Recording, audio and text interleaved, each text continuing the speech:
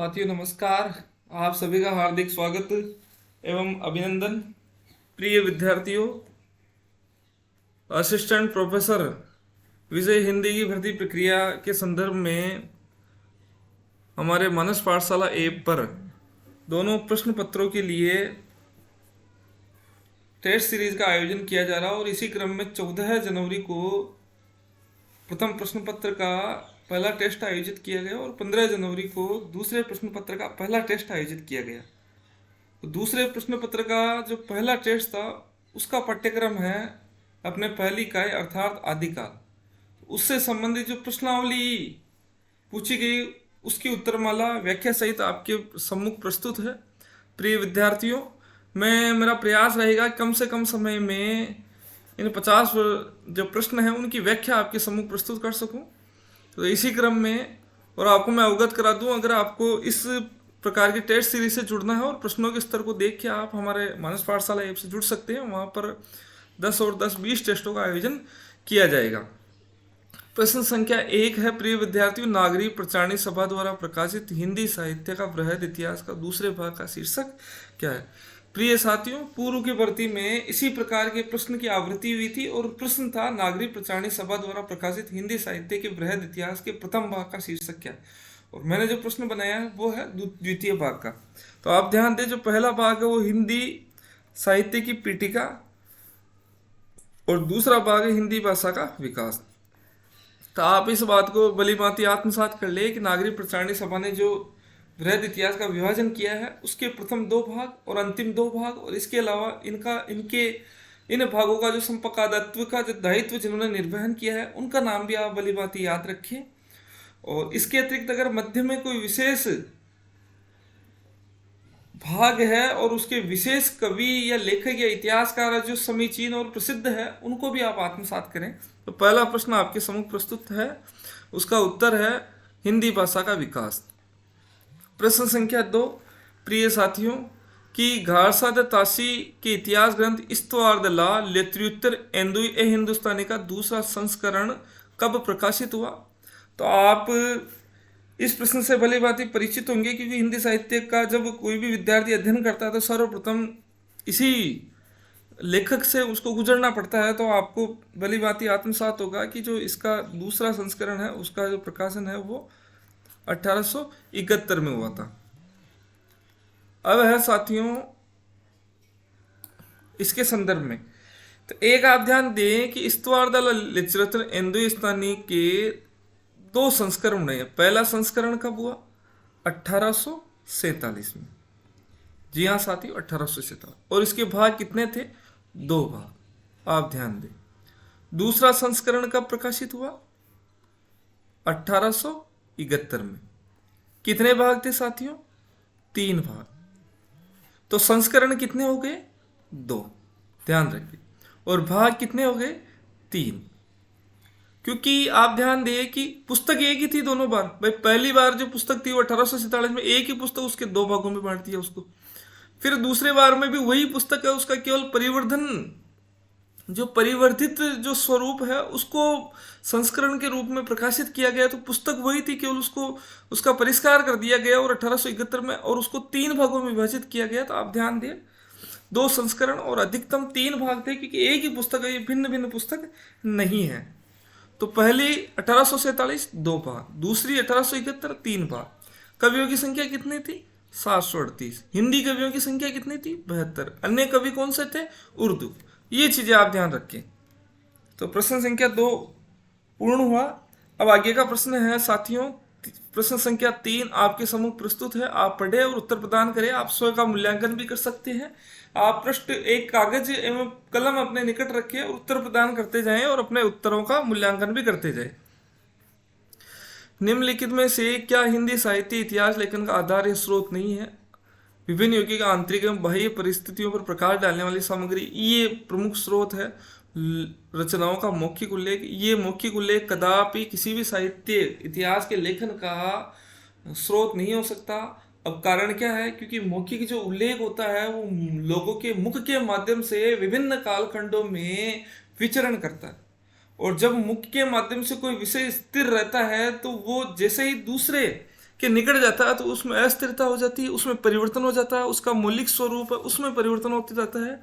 जो मूल तथ्य है वो गौण और जो भिन्न तथ्य हैं वो प्रमुख हो जाता है। इसलिए पारदर्शिता, निष्पक्षता या तटस्थता या सूचिता का अभाव उसमें हो जाता है। इसीलिए कदापि रचनाओं का मौखिक उल्लेख किसी भी लेखन का स्रोत नहीं हो सकता। ध्यान दिया। प्रश्न संख्या 4, प्रिय विद्यार्थियों, जो प्रश्नावली है वो सबसे पहले आदि अपने हिंदी साहित्य का काल विभाजन, उसके उपरांत प्रमुख ग्रंथ, उसके उपरांत प्रमुख ग्रंथों की रीति और उसके पश्चात आदिकाल से प्रश्नावली रहेगी। सबसे पहले काल विभाजन और इतिहास से संबंधित स्रोत, उनके संदर्भ में प्रश्नों का आगमन हो रहा है। प्रश्न संख्या 4, जैसे पुराना चावल ही बड़े आदमियों के खाने के योग्य समझा जाता है। आप प्रश्न देखिए साथियों, समझा जाता है वैसे ही, एक सेकंड साथियों, वैसे ही अपने समय की कुछ पुरानी पड़ी हुई परंपरा के गौरव से युक्त भाषा की ही पुस्तक के रचने वाला व्यवहार के योग्य समझी जाती है। प्रस्तुत आचार्य शुक्ल जी का हिंदी साहित्य के इतिहास के आदिकाल के किस प्रकरण से संबद्ध है? तो आप ध्यान दें, ये अत्यंत महत्वपूर्ण प्रश्न है और ये इस प्रकार की टीकाएं भी किस खंड से उद्धृत है उस प्रकार के प्रश्नों की आवृत्ति रहती है। और एनटीए नेट में इस प्रकार का प्रश्न आया था और वहीं से मैंने इस प्रश्न को लिया है। जो प्रकरण 4 में ये अत्यंत महत्वपूर्ण है, जो कथन है वो संकलित है। आप ध्यान रखिए, आचार्य शुक्ल जी के कथन अत्यंत महत्वपूर्ण रहते हैं, तो इनसे आप भली भांति परिचित रहे। मिस्र बंधुओं के परिवर्तन काल की सीमा क्या निर्धारित थी? तो मिस्र बंधुओं ने हिंदी साहित्य के इतिहास को जितने 5 भागों में विभाजित किया, इनकी कालावधि का ध्यान रखें आप। और चूंकि परिवर्तन काल असंगत है और परिवर्तन काल अनावश्यक रूप से इसमें प्रदान किया था मिस्र बंधुओं ने, इसलिए इसकी तिथि भी महत्वपूर्ण हो जाती है। तो संवत 1890 से संवत 1925 के मध्य की जो कालावधि है वो साथियों परिवर्तन काल के नाम से अभिहित की जाती है। मिस्र बंधुओं ने इस कालखंड को प्रदान किया है। अब आप ध्यान दें, आचार्य रामचंद्र शुक्ल, डॉक्टर नगेंद्र, गणपति चंद्र गुप्त, हजारी प्रसाद द्विवेदी, मिस्र बंधु, ये 4 से जो 5 महत्वपूर्ण इतिहासकार, उन्होंने जो काल विभाजन प्रदान किया और प्रत्येक काल विभाजन की क्या क्या तिथि है, जो काल सन है वो ईस्वी है, वो आप आत्मसात करें, वो प्रश्न पूछा जाने योग्य है। आगे है साथियों, काल विभाजन से अगले प्रश्न का आगमन हुआ। आप इस पूरे वीडियो को देखें साथियों, इसमें खूब सारे आपको प्रश्न मिलेंगे, सरल से लेकर जटिल से लेकर अत्यंत महत्वपूर्ण प्रश्न। इस पूरे प्रश्नों की श्रृंखला को देखें आप। आचार्य रामचंद्र शुक्ल ने प्रथम उत्थान का समय कब से कब तय किया है? सबसे पहले 1900 से 1925। दूसरा है प्रिय विद्यार्थी 1868 से 1893, 1893 से 1918, 1925 से 1950। तो आप सभी भली भांति परिचित हो गए होंगे। 1868 से 1893 के मध्य प्रथम उत्थान का समय इन्होंने निर्धारित किया। अब आप इस चीज को ध्यान रखिए कि आचार्य रामचंद्र शुक्ल जो विभाजन करते हैं उसमें संवत के आधार पर करते हैं, और प्रश्न की प्रवृत्ति जो प्रकृति है वो किसके आधार पर दी हुई है? ईस्वी के आधार पर। तो आप इन दोनों को 57 वर्षों के अंतर से उसको स्थापित कर सकते हैं। जैसे पहला उत्थान है 1925 से 1950, दूसरा है 1950 से 1975, तीसरा साथी 1975 से आगे, ये 3। अब चूंकि प्रथम उत्थान का समय पूछा गया है तो इसको आपको संवत में परिवर्तन करना है। तो 1925 एवं 50 में से 57 वर्षों को कम कर, उसको कम करने से 1925 में से 57 गए तो क्या बचेंगे साथियों? 1868।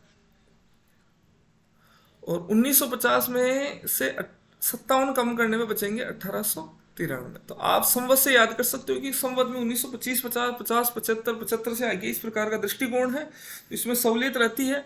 और 1868 में इसमें क्या तिथियों में थोड़ी सी निकटता स्थापित है, तो इससे थोड़ी कठिनाई हो सकती है। इसमें 5-5 और 0-0 के फेर में, इसीलिए ये सहूलियत रहती है। तो संवत में याद कर ले और इस में आप परिवर्तन इसको कर दे। अब है अगला प्रश्न साथियों, प्रश्न संख्या 7।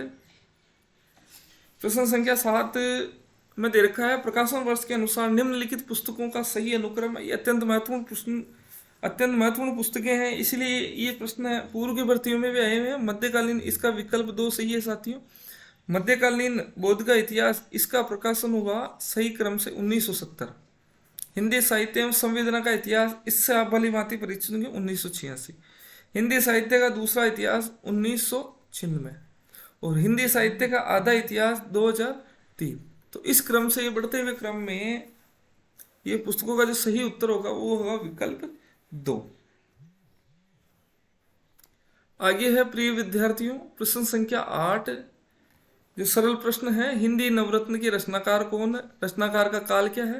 ये मिश्र बंधु द्वारा रचित है, और इसका जो सही क्रम है, सही जो सन है, ईस्वी है या कालखंड है, वो 1910 निर्धारित है। प्रश्न संख्या 9, अब आप साथियों ध्यान दें कि अब जो प्रश्न है वो 8 प्रश्न कालावधि से संबंधित है। अब मैं आपको अवगत कराता हूं कि आदिकाल के संदर्भ में आदिकाल की सामाजिक एवं सांस्कृतिक परिस्थिति, एक जो बिंदु है वो बिंदु इस प्रकार का निर्धारित है, आदिकाल की सामाजिक एवं सांस्कृतिक पृष्ठभूमि, तो उसको लेकर ये प्रश्न बना हुआ है। तो सांस्कृतिक, मैंने अधिक से अधिक प्रयास किया है साथियों कि एक भी बिंदु ऐसा नहीं रहे जिससे प्रश्नों की आवृत्ति नहीं रहे। प्रत्येक बिंदु से मैंने प्रश्नों को समाहित करने का यत्न किया है। तो प्रश्न संख्या 9, आदिकाल की सांस्कृतिक परिस्थिति के संदर्भ में असंगत है। तो विकल्प 1, आदिकाल को 2 संस्कृतियों के संक्रमण एवं ह्रास विकास की गाथा कहा जा सकता है, तो ये सत्य है। दूसरा, इस्लामी शासन की स्थापना से मूर्ति कला को बढ़ावा मिला, चित्र संगीत स्थापत्य कलाओं में जातीय गौरव की अभिव्यक्ति हुई, इस शताब्दी तक हर हिंदू के लिए उसका धार्मिक जीवन ही कर्तव्यों का प्रतिरूप था। तो आप ध्यान रखिए कि चूंकि इस्लाम धर्म एकेश्वरवाद को मानता था, और एकेश्वरवाद के साथ मूर्ति कला का इन्होंने विरोध किया, तो मूर्ति कला को बढ़ावा मिलने का सवाल ही उत्पन्न, प्रश्न ही नहीं उठता साथियों। तो इसका जो सही विकल्प है वो विकल्प 2 है कि इस्लामी शासन की स्थापना से मूर्ति कला को दोहरा धक्का लगा। और ये जो प्रश्न है ये डॉक्टर नगेंद्र की पुस्तक से संदर्भित है, तो विकल्प 2 सही है साथियों। अब है प्रश्न संख्या 10, प्रिय विद्यार्थियों, ये अत्यंत इतिहास, साहित्यिक इतिहास को लेकर आचार्य शुक्ल जी की प्रसिद्ध परिभाषा है, और इसकी शुरुआत ये अपने पुस्तक के प्रारंभ से ही करते हैं, जबकि प्रत्येक देश का साहित्य वहाँ की जनता की चित्तवृत्तियों का संचित प्रतिबिंब होता है। तब ये निश्चय है कि जनता चित्तवृत्ति के परिवर्तन के साथ में साहित्य के स्वरूप में भी परिवर्तन होता जाता है। आदि से अंत तक इन्हीं चित्तवृत्तियों की परंपरा को परखते हुए साहित्य परंपरा के साथ उसका सामंजस्य स्थापित करना साहित्य का इतिहास कहलाता है। शुक्ल जी की उक्त पंक्तियां किस विभाग या किस भाग से संकलित है? तो आप ध्यान दें विद्यार्थियों, सबसे पहले जहां ये काल विभाजन करते हैं उसके शीर्षक का नाम है काल विभाग, ऊपर ही ऊपर, और उस काल विभाग का जब ये प्रारंभ करते हैं तो सबसे पहले जो पंक्तियां वो, जबकि प्रत्येक देश का साहित्य यहाँ से प्रारंभ होती है, तो आप ये अत्यंत ही सूक्ष्म, मतलब सामान्य स्तर का प्रश्न है, पर मुझे पता है विद्यार्थी इतना दृष्टिकोण नहीं रखते हैं कि कहाँ से क्या है, तो आप शीर्षक पर भी दृष्टि डालें, और शीर्षक के अंदर से जो प्रश्न आए उनका भी तारतम्य या उनका भी सह संबंध अपने मस्तिष्क में आप स्थापित रखें। इस प्रकार के प्रश्न है वो भी संभव है इनका भी आगमन हो। प्रश्न संख्या 11, प्रिय विद्यार्थियों, आदिकाल की सामाजिक परिस्थिति के संदर्भ में क्या असंगत है? मैंने पूर्व में भी बताया था साथियों कि मैं प्रत्येक बिंदु को लेकर प्रश्नों का निर्माण कर रहा हूं, और प्रत्येक बिंदु से प्रश्नों की आवृत्ति रहेगी, चाहे वो सामान्य स्तर का बिंदु ही क्यों न हो। जनता शासन से निराश्रित और धर्म से आश्रित होती जा रही थी, जाति पाति के बंधन कड़े होते जा रहे थे, सामान्य जन के लिए शिक्षा की कोई व्यवस्था नहीं थी, योगियों का ग्रस्तों पर भयंकर आतंक छाया हुआ था। तो आप ध्यान दें, पहला जो विकल्प यह असंगत है, क्योंकि जनता शासन और दोनों धर्म दोनों से ही पूर्ण रूप में निराश्रित होती जा रही थी। दोनों के लिए जो सही विकल्प है वो है साथियों निराश्रित, दोनों से ही निराश्रित होती जा रही थी। ऐसा नहीं है कि दोनों एक से इनको आश्रय मिला था, तो यहाँ पर साथियों दोनों से ही जनता शासन एवं धर्म दोनों से निराश्रित होती जा रही थी। आप डॉक्टर नगेंद्र का इतिहास देख सकते हैं, उसमें ये प्रश्न वहीं से संदर्भित है। प्रश्न संख्या 12 आपके सम्मुख प्रस्तुत है प्रिय विद्यार्थियों कि ग्रेसन के इतिहास ग्रंथ के आधार स्रोतों पर विचार कीजिए कि ग्रेसन ने जो आधार ग्रंथ जो उन्होंने पुस्तक लिखी है, तो उस पुस्तक में किन किन स्रोतों के आधार पर उन्होंने पुस्तक का निर्माण किया है? तो गतासी का ग्रंथ, शिव सिंह सरोज का ग्रंथ, भक्तमाल का ग्रंथ, गोसाई चरित्र का ग्रंथ। तो ये आप ध्यान दें विद्यार्थी, इन चारों पुस्तकों का उन्होंने उपयोग किया है। और इसके अतिरिक्त साथियों गोसाई चरित्र है ही सही और हजारा का जो काव्य संग्रह है उसका भी उपयोग है ना इन्होंने किया है। तो विकल्प इनके सारे ही सही है।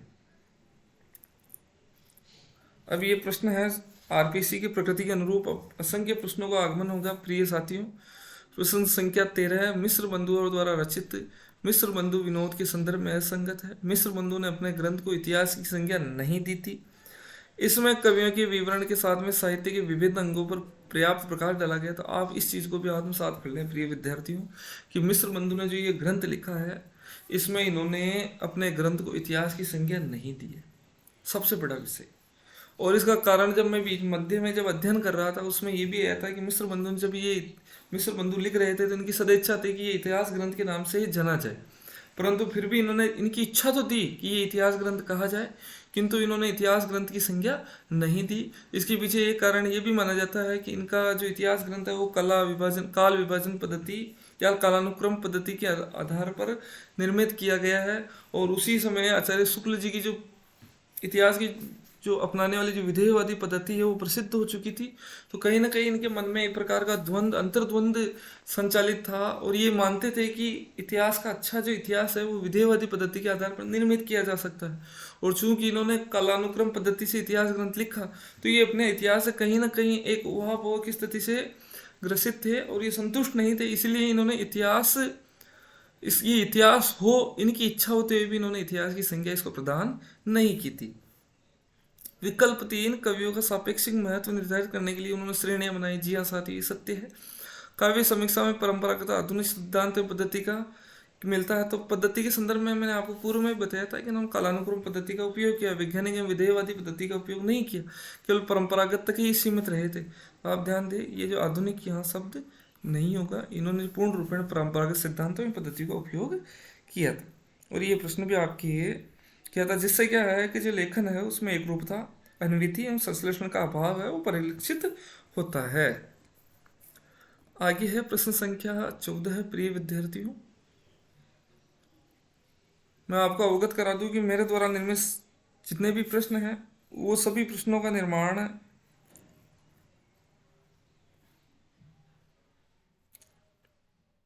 जितने भी प्रश्न हैं उन सभी प्रश्नों का निर्माण पूर्ण रूपेण मूल पुस्तकों से किया गया है और या पूर्व की भर्ती में जो प्रश्न हैं उनमें से किया गया है। प्रश्न संख्या 14, धीरेन्द्र वर्मा जो हिंदी साहित्य के इतिहास के लिए अत्यंत महत्वपूर्ण नाम, उनके संदर्भ में क्या अनुपयुक्त है। तो इसमें संपूर्ण हिंदी साहित्य को 3 भागों में विभाजित किया गया, ये भी सत्य है। इसमें रासो काव्य परंपरा जैसी नई काव्य परंपरा को हम स्थापित देखते हैं। अध्यायों में लेखकों ने इतिहास लेखन की समान पद्धति का उपयोग किया जिससे इनमें एकरूपता परिलक्षित होती है। प्रत्येक काल की काव्य परंपराओं का विवरण अविच्छिन्न रूप से प्रस्तुत किया गया है। तो आप ध्यान दें विद्यार्थियों कि इसका जो विकल्प 3 है वो विकल्प 3 असंगत है, क्योंकि विभिन्न अध्यायों में विभिन्न लेखकों ने इतिहास लेखन की विभिन्न दृष्टियों का, जी हाँ साथियों, समान दृष्टि नहीं है, विभिन्न दृष्टियों और भिन्न भिन्न पद्धतियों का उपयोग किया जिससे इसमें एक रूपता, अनविधि एवं संश्लेषण का जो अभाव है वो अभाव परिलक्षित होता है। तो इसका जो विकल्प 3 है वो विकल्प 3 इसका उत्तर की दृष्टिकोण से सही है, क्योंकि इन्होंने समान पद्धति का उपयोग नहीं करते हुए इन्होंने विभिन्न दृष्टियों एवं पद्धति का उपयोग किया था। ये प्रश्न भी डॉक्टर नगेंद्र की पुस्तक से उद्धृत है। प्रश्न संख्या 15 आपके सम्मुख प्रस्तुत है साथियों। अत्यंत सामान्य स्तर का प्रश्न है किंतु विकल्पों के आधार पर यह जटिल हो गया होगा। श्री परशुराम चतुर्वेदी द्वारा प्रमुख साहित्य का इतिहास ग्रंथ कौन सा है। भारत की संत परंपरा, उत्तरी भारत की संत परंपरा, दक्षिण भारत की संत परंपरा, उत्तर भारत की संत परंपरा। तो आप ध्यान दें इनकी जो पुस्तक है वो है उत्तरी भारत की संत परंपरा। जी हाँ साथियों, उत्तर भारत की संत परंपरा नहीं है, उत्तरी भारत की संत परंपरा है। इस प्रकार के प्रश्नों के लिए आप ध्यान दें, जब भी आप पुस्तक का नाम याद करें तो उस पर 360 डिग्री से अपने दृष्टिकोण को व्याप्त रखें। अब प्रश्न संख्या 16 आपके सम्मुख प्रस्तुत है प्रिय विद्यार्थियों। इसको थोड़ा बड़ा किया जा सकता है।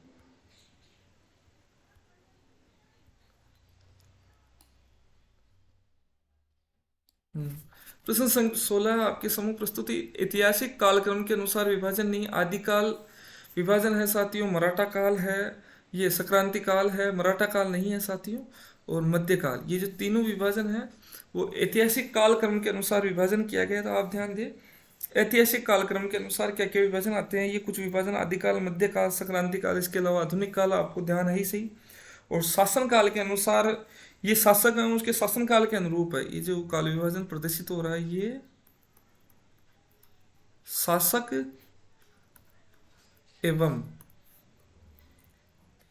शासन काल के अनुसार, शासन के एवं शासन काल के अनुरूप हो रहा है साथियों। आप इस प्रकार ध्यान दे, थोड़ी थिकनेस।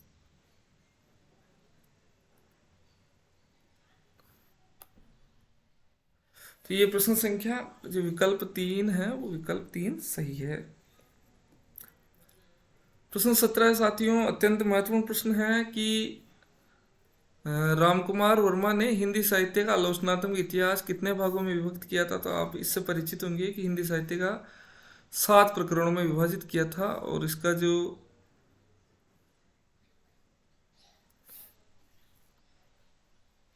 इसको 7 विकल्पों में विभाजित किया है साथियों। आप ध्यान दें, ये प्रश्न भी आप ध्यान रखिए, इस प्रकार का प्रश्न। प्रश्न संख्या 18 आपके सम्मुख प्रस्तुत है। गणपति चंद्र, ये प्रश्न आपको दिखाई दे रहा होगा, ये 2 पृष्ठों में विभक्त है। हाँ जी हाँ साथियों, गणपति चंद्र गुप्त द्वारा प्रदत्त साहित्य की विकास प्रक्रिया में उन्होंने 5 तत्व प्रदान किए थे। उसमें एक सृजन शक्ति सम्मिलित है, परंपरा सम्मिलित है और संतुलन सम्मिलित है। इसमें समस्या नामक तत्व सम्मिलित नहीं है। आप ध्यान दें, 5 तत्व है, इसमें सृजन शक्ति हो गया एक, और दूसरा हो गया परंपरा, और तीसरा हो गया संतुलन, और एक जो भिन्न रहता है वो है साथियों, इसमें एक वातावरण,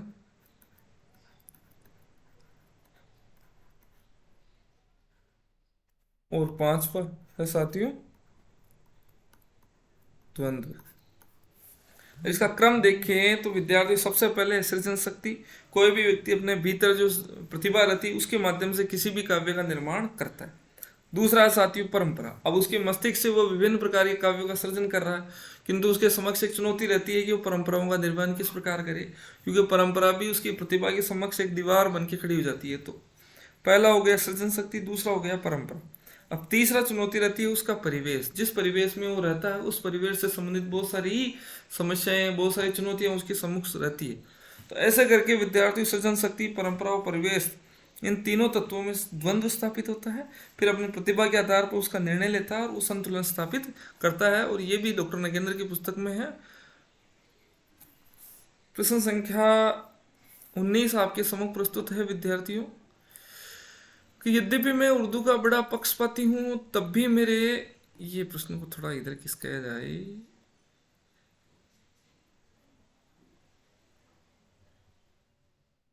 चलो यहां तक ले लेते हैं साथियों।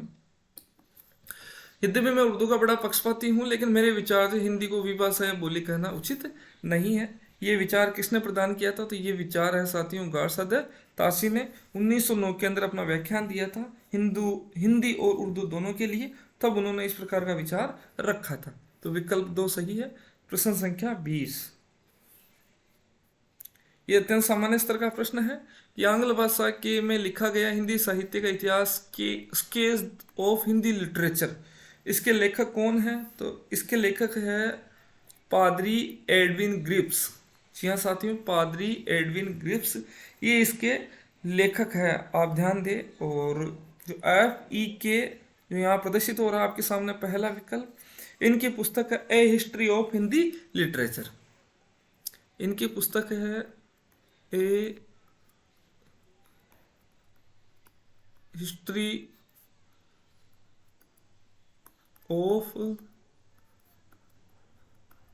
हिंदी लिटरेचर।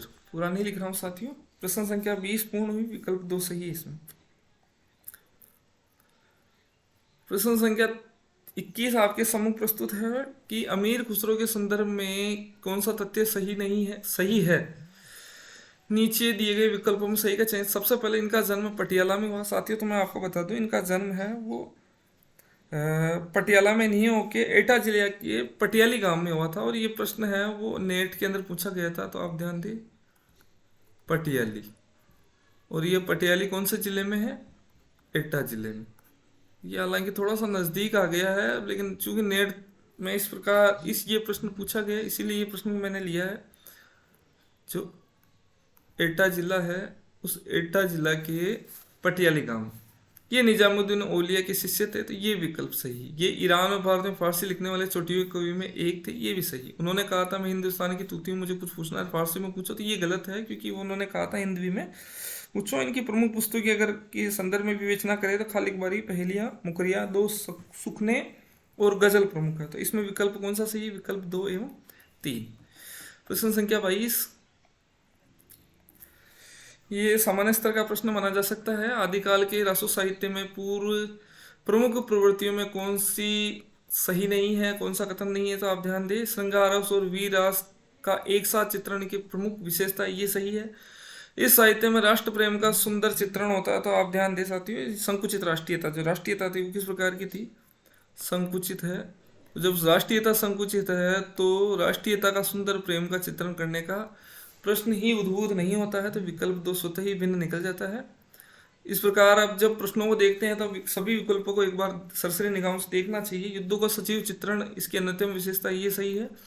छोटे छोटे गांवों और खंडों को ये देश और राज्य समझकर उसमें युद्ध में संलग्न रहते थे, शौर्य विलासिता का स्वाभाविक और जीवंत चित्रण हुआ, तो ये भी सही है। विकल्प 2 इसमें निकल रहा है अलग से।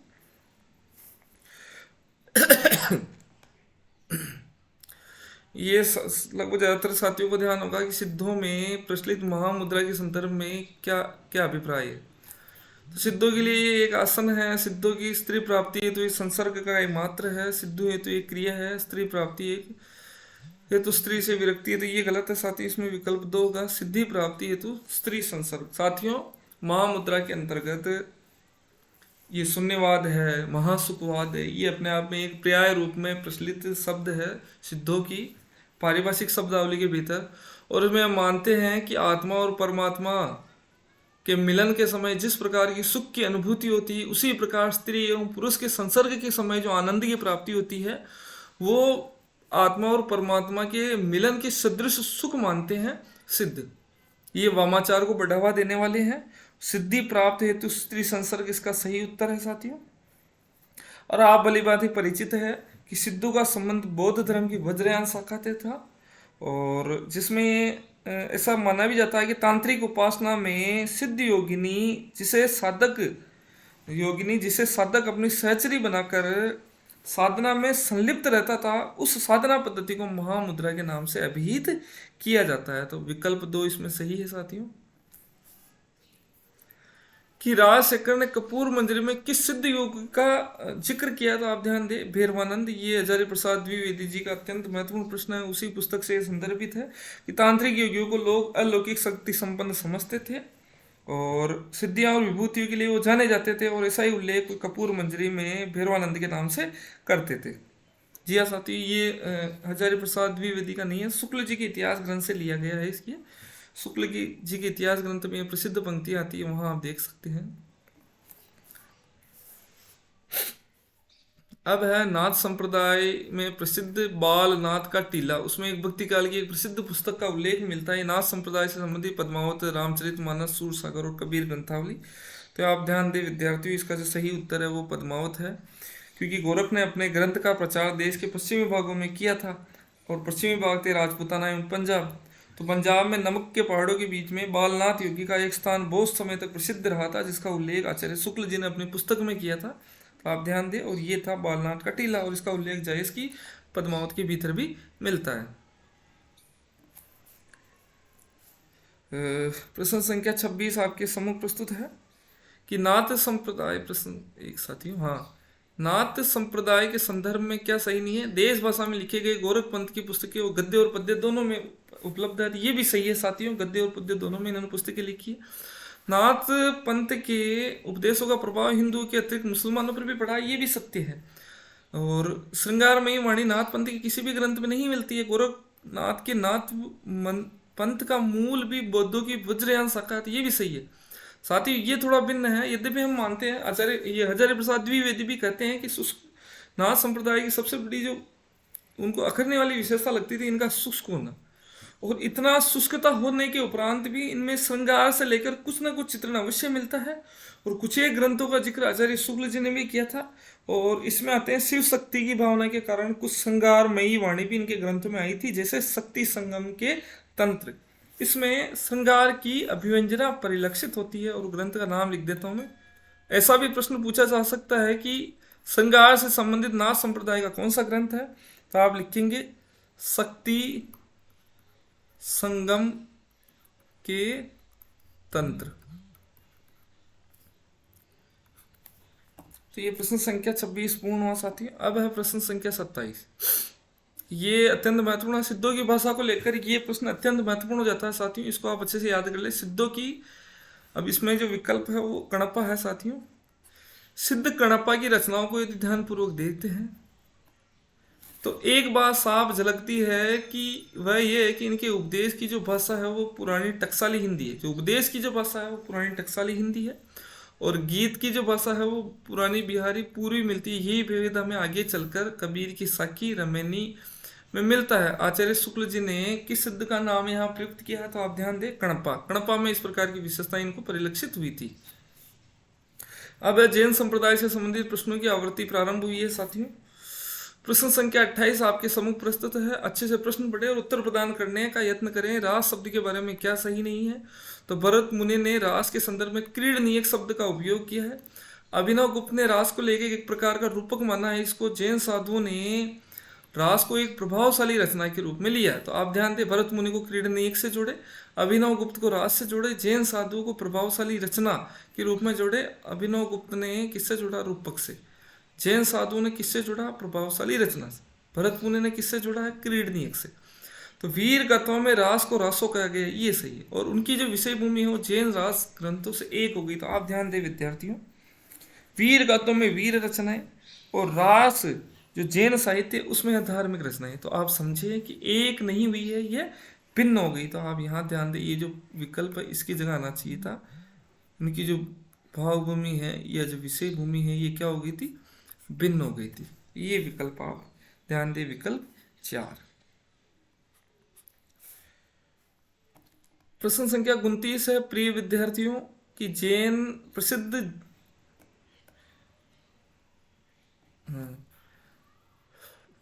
प्रसिद्ध जैन आचार्य देवसेन कृत श्रावकाचार के संदर्भ में क्या सही नहीं है, तो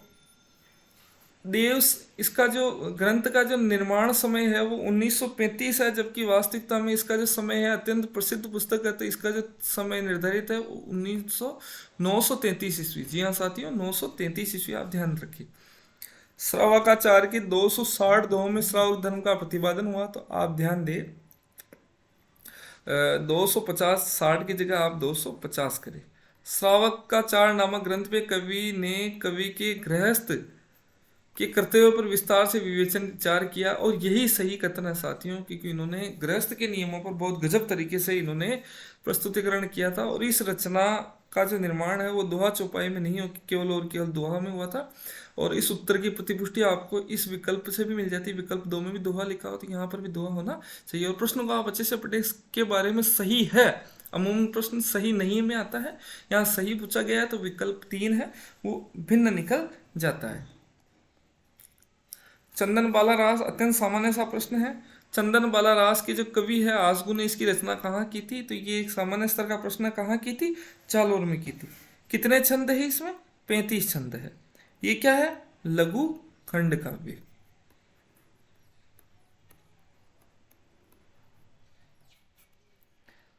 तो ये ध्यान रखिए विद्यार्थियों। और कब की थी, 1200 ईस्वी।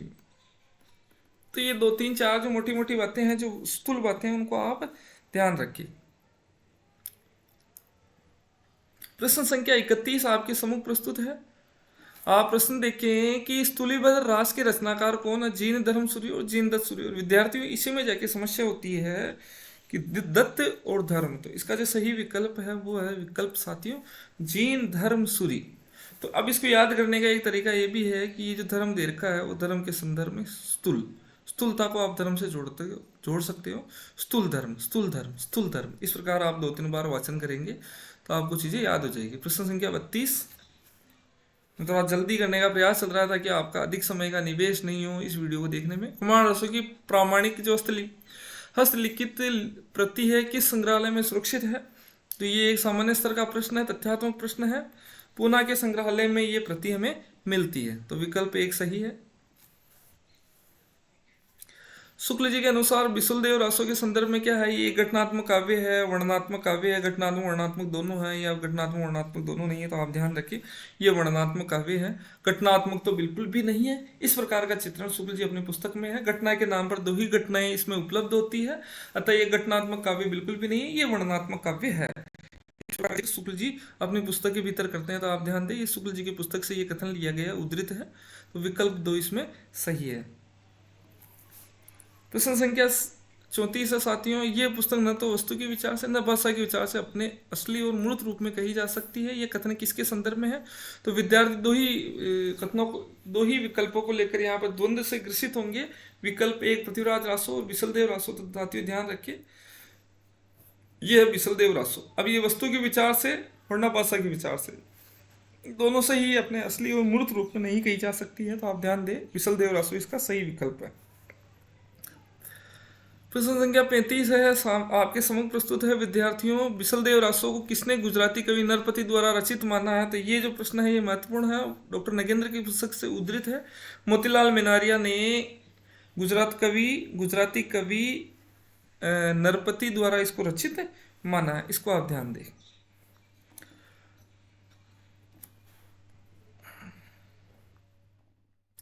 प्रश्न संख्या 36, विद्यार्थियों महत्वपूर्ण प्रश्न है कि डॉक्टर पीताम्बर दत्त बड़तवाल है जो गोरखनाथ की रचनाओं का संपादन और प्रकाशन का कार्य करते हैं। उन 14 रचनाओं में से किस रचना का 13 रचनाओं का उन्होंने प्रकाशन करा दिया था? एक 14वीं जो रचनाएं हैं उसका वो प्रकाशन नहीं करा सके थे, और उसमें जो पुस्तक है वो प्रसिद्ध पुस्तक है ज्ञान चौतीसा।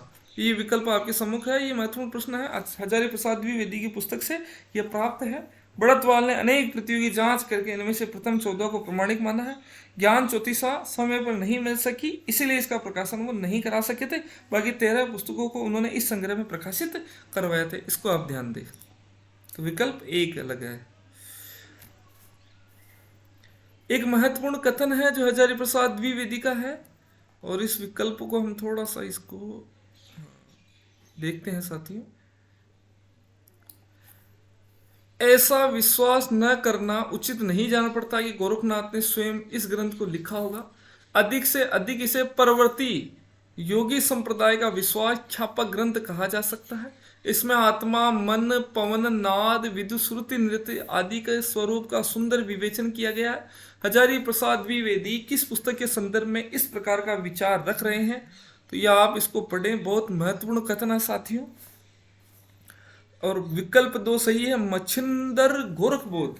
प्रिय विद्यार्थियों, मैं पुनः आपको अवगत करा दूं कि आप इतिहास का अध्ययन करने के लिए, साहित्य के इतिहास का अध्ययन करने के लिए एक पुस्तक को आधार बनाएं, और उस पुस्तक के साथ में हजारी प्रसाद द्विवेदी, आचार्य शुक्ल, डॉक्टर बच्चन सिंह एवं डॉक्टर नगेंद्र, इन पुस्तकों को में से कम साथियों आप कवि समुदाय या जो कवि लेखक अपने पाठ्यक्रम में संकलित है या लगे हुए हैं उनको आप अच्छे से पढ़ें। और इसी के साथ में कुछ महत्वपूर्ण अवधारणाएं जो आपके समझ से परे हैं या जो प्रवृत्तियां समझ में नहीं आ रही है, समझ हेतु दृष्टिगोचर नहीं हो रही, तब आप इन पुस्तकों में से उन अवधारणाओं को भी पढ़ें। आप मूल रूपेण किसी गाइड पर संपूर्ण रूप से आश्रित नहीं रहे, अन्यथा आप बहुत पिछड़ जाएंगे साथियों। और आपको लगता है कि मेरे पास इतना समय है और आपका मनोबल गिर रहा है, तो कम से कम ये जो पुस्तक बचाई उसमें से 2 या 3 पुस्तकें आप आवश्यक रूप से पढ़ें। कवियों को दृष्टिकोण को लेकर आवश्यक रूप से पढ़ना ही है। प्रश्न संख्या 38, नाद न बिंदु न रवि न शशि मंडल चिर राउ साहबे मकुल, प्रस्तुत पंक्तियां किसकी है? तो आप ध्यान दीजिए, सरपा की प्रसिद्ध पंक्तियां, डॉक्टर नगेंद्र की पुस्तक में भी इन पंक्तियों का उल्लेख मिलता है। प्रिय विद्यार्थियों, विकल्प 2 सही है। आप अगर इसी प्रकार के प्रश्नों को जानने की इच्छा रखते हैं, रुचि रखते हैं, तो आप हमारे मानस पाठशाला ऐप से जुड़े। वहाँ पर प्रिय विद्यार्थियों 10-10 टेस्टों को लेकर एक पाठ्यक्रम जारी किया गया, उसी से ही आपकी परीक्षा का आयोजन नियमित रूप से होता रहेगा। तो आप साथी अगर अंक कम आते हैं या प्रश्न आपको जटिल भी लगते हैं तो इन प्रश्नों का आप अच्छे से रट लें। ये प्रश्न आपको किसी भी गाइड में कहीं पर भी नहीं मिलेंगे, अधिकांश प्रश्न। तो ये जो प्रश्न 38 है उसका विकल्प 2 सही है। और आप मानस पाठशाला ऐप का लिंक डिस्क्रिप्शन में दे रखा है, उसको पिन भी किया हुआ है, तो वहां से भी आप जुड़ सकते हैं। प्रश्न संख्या 39 है साथियों, ये डॉक्टर बच्चन सिंह से प्रश्न का निर्माण हुआ है। मैं संदर्भ भी बता रहा हूँ साथियों, ऐसा संदर्भ बहुत कम बताते हैं। कि विकल्प क्या प्रश्न है, सरपा के विषय में क्या सही नहीं है, ये नालंदा के अध्यापक थे। जी हाँ साथियों, सही है, ये छात्र भी थे, ये भी सही है। बुसक ये कन्या को महामुद्रा के रूप में रखते थे। राहुल ने सरपा को पहला बौद्ध सिद्ध माना है, तो ये जो है ना, ये बुसक नहीं है साथियों, यहाँ पर ये एक सबर की एक कन्या को, ध्यान रखिए साथियों, सबर की एक कन्या को ये महामुद्रा के रूप में रखते थे, आलिंगनबद्ध रख के, फिर ये आत्मा परमात्मा से संबंधित विषय तप करते थे, तपस्या करते थे, जिनकी पद्धति में निहित थी। तो विकल्प यहाँ पर 3 है, सही नहीं है, विकल्प 3। प्रश्न संख्या 40 अत्यंत सामान्य दृष्टिकोण का प्रश्न है कि राहुल जी ने सरपा का समय क्या माना है। तो आप इस प्रश्न को प्रत्येक विद्यार्थी जानता होगा।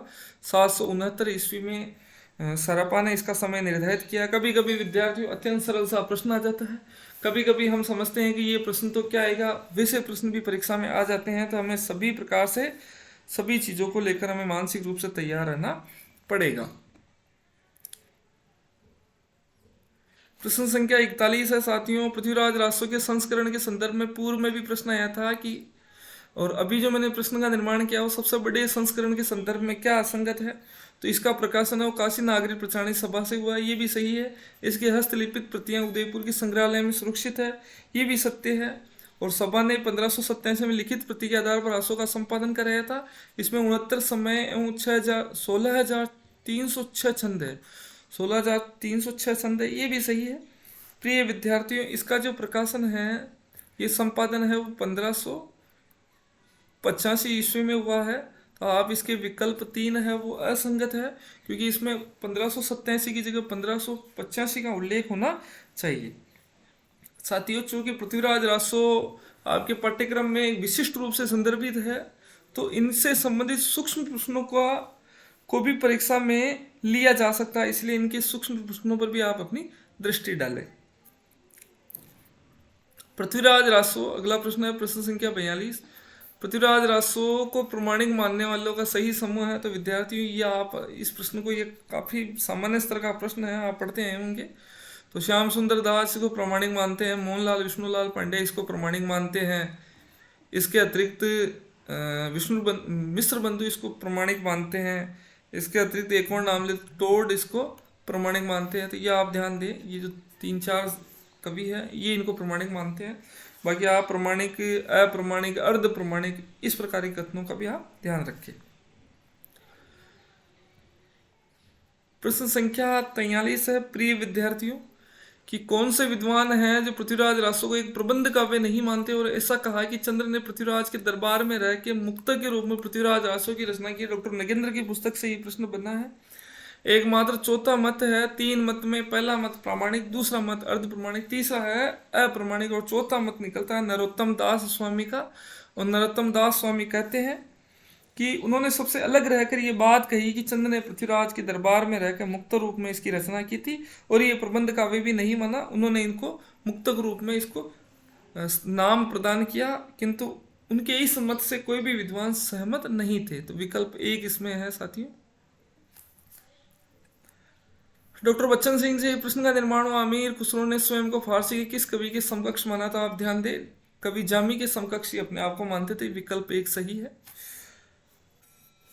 प्रश्न संख्या 45 है, कबीर की अपेक्षा खुसरो की ध्यान भाषा की बोलचाल की भाषा की ओर अधिक रहा, उसी प्रकार जैसे अंग्रेजों का ध्यान बोलचाल की ओर अधिक रहता था। कथन किसका है? आप ध्यान दें, आचार्य रामचंद्र शुक्ल का ये अत्यंत महत्वपूर्ण कथन है, और इसी के आधार पर आचार्य शुक्ल जी की प्रश्न भी होती थी कि ये कबीर को कम महत्व देकर तुलसी के प्रति इनका जो ध्येय है वो अधिक निष्ठ था। और ये भाषा के संदर्भ में भी कहता था कि बोलचाल की भाषा कबीर में भी प्रचलित होती थी, किंतु उनकी प्रचलित भाषा खुसरो जितनी सामान्य स्तर को प्राप्त नहीं कर सकी थी। इसीलिए इसका विकल्प है 45 प्रश्न का विकल्प है विकल्प 1। अत्यंत सामान्य स्तर का प्रश्न है, आपको काफी सारी गाइडों में, सभी गाइडों में लगभग कमोबेश मिल ही जाएगा। किस विद्वान ने विद्यापति को पंचदेव उपासक कहा? तो ये इसका जो विकल्प 1 सही है। हर प्रसाद शास्त्री 5 देवों का उपासक इन्होंने कहा था। विद्यापति के संदर्भ में क्या असंगत है कि गंगा वाक्यावली, दुर्गा भक्त तरंगिणी, दान वाक्यावली, विभाग सार ग्रंथ इनके संस्कृत के प्रमुख ग्रंथ है, ये सही है।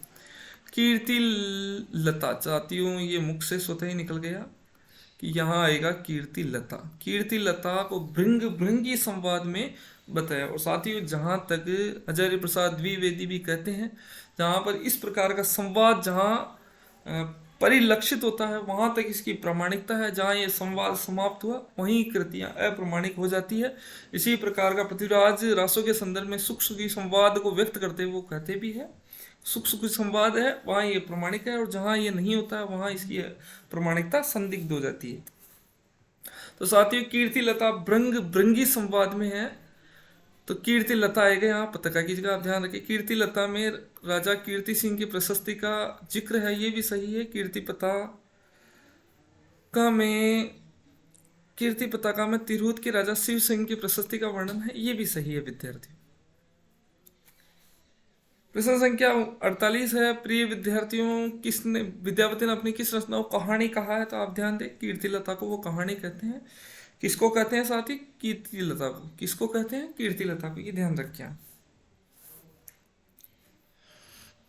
प्रश्न संख्या 49 आपके सम्मुख प्रस्तुत है। मेरा प्रयास है अति शीघ्र इसको पूर्ण करो। ऐसा जान पड़ता है कीर्ति लता बहुत कुछ उस शैली में लिखी गई है जिसमें चंद्रवरदाई ने पृथ्वीराज रासो को लिखा था। प्रस्तुत करो। बहुत ही महत्वपूर्ण प्रश्न है साथियों कि ऐसा जाना पड़ता है कीर्ति लता उसी भाषा में लिखी गई, उसी शैली में लिखी गई जैसे चंद्रवरदाई ने पृथ्वीराज रासो को लिखा, और इसको आप अपना सकते हो। कीर्ति लता भृंगी भृंगी संवाद और पृथ्वीराज रासो सुख सुखी संवाद, और इसी को दृष्टिपात करते हुए कौन कहते हैं आप, अगर आपको ज्ञात भी नहीं है तो इन दो तत्वों के आधार पर इसको समेकित करके आप अनुमान लगा सकते हैं कि इस प्रकार का कथन आचार्य प्रसाद द्विवेदी का ही संभावित होगा। तो विकल्प 3 सही निकला उसमें। प्रश्न संख्या 50 साथियों, निम्न कथनों पर विचार कीजिए, निम्न पंक्तियों पर विचार कीजिए। विद्यापति के संदर्भ में मैथिली हिंदी में रचित होने पर भी पदावली में बंगला का प्रभाव विद्यमान है, ये सही है। विद्यापति की पदावली में राज स्तुति के पद भी मिलते हैं, ये भी सही है। ग्रियसन नागेंद्र नाथ जनार्दन मिश्र पदावली में रहस्यवाद की व्याप्ति मानते हैं। सही कथन क्या है? तो चारों विकल्प, ये जो तीनों विकल्प है ये तीनों सही है। डॉक्टर नगेंद्र की पुस्तक से ये संदर्भित है साथियों, आप ध्यान दें। साथियों इस प्रकार के 50 प्रश्न आपके सम्मुख प्रस्तुत हुए हैं। आप हमारे YouTube चैनल से जुड़े, हमारे टेलीग्राम चैनल से जुड़े, हमारी मानस पाठशाला ऐप से जुड़े, वहाँ पर ये प्रश्न हैं। और इसी के साथ में जो हमने जो YouTube चैनल पर जो टेस्ट श्रृंखला चलाई थी उसकी निःशुल्क PDF भी आपको इस टेस्ट को से जुड़ने पर आपको प्राप्त होगी। साथ ही साथ इन टेस्टों की PDF भी आपको मिलेगी। साथियों आप जुड़े, इसी प्रकार के प्रश्नों की आप अभिलाषा रखते हैं कि इसी प्रकार के मूल प्रश्न हमें देखने को मिले, तो आप हमारे टेस्ट से जुड़ सकते हैं। किसी भी प्रकार से कॉपी पेस्ट का प्रयोग न के बराबर किया गया है। कॉपी पेस्ट केवल और केवल जहां पूर्व की भर्ती के प्रश्न हैं उन प्रश्नों में आपको 2-5 प्रश्न मैं लूंगा, वो भी अत्यंत महत्वपूर्ण होने पर। अन्यथा सभी प्रश्न पूर्व की भर्ती के प्रश्नों की प्रकृति को दृष्टिपात रखते हुए निर्माण किया गया है। तो आप सभी को शुभकामनाएं। आप हमारे टेस्ट सीरीज से जुड़े, आप सभी को पुनः शुभकामनाएं। धन्यवाद, नमस्कार।